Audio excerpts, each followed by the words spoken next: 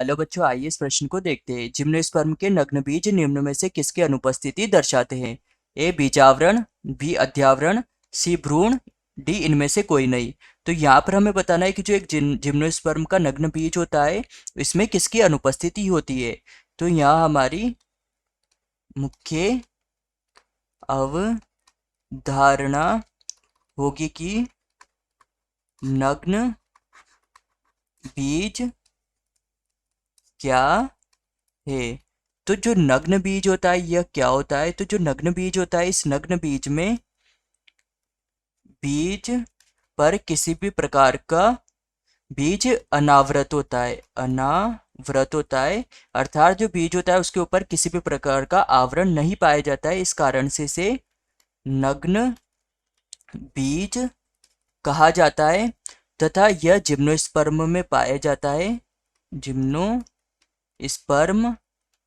जो पादप वर्ग है, इस पादप वर्ग में यह पाया जाता है तथा यहाँ पर जो यह बीज होते हैं, यह जो बीज उपस्थित होते हैं यहाँ पर, इन बीजों के ऊपर बीजावरण पाया जाता है, बीजावरण पाया जाता है।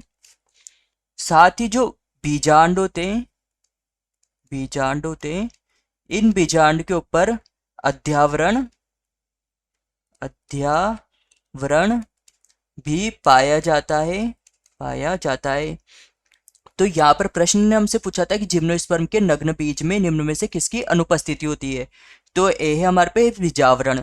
तो जो बीज होते हैं इनमें बीजावरण पाया जाता है, तो यह भी गलत हो जाएगा।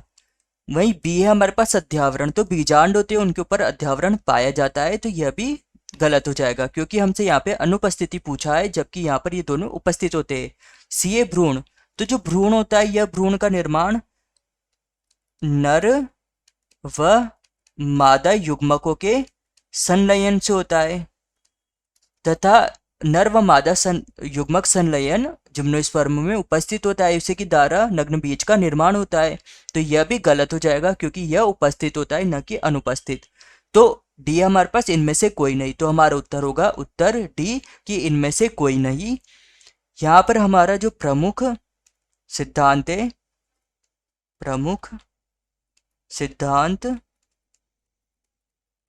प्रमुख सिद्धांत होगा कि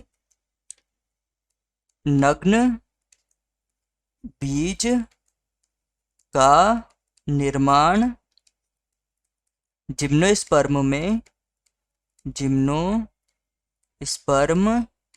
में अंडाशय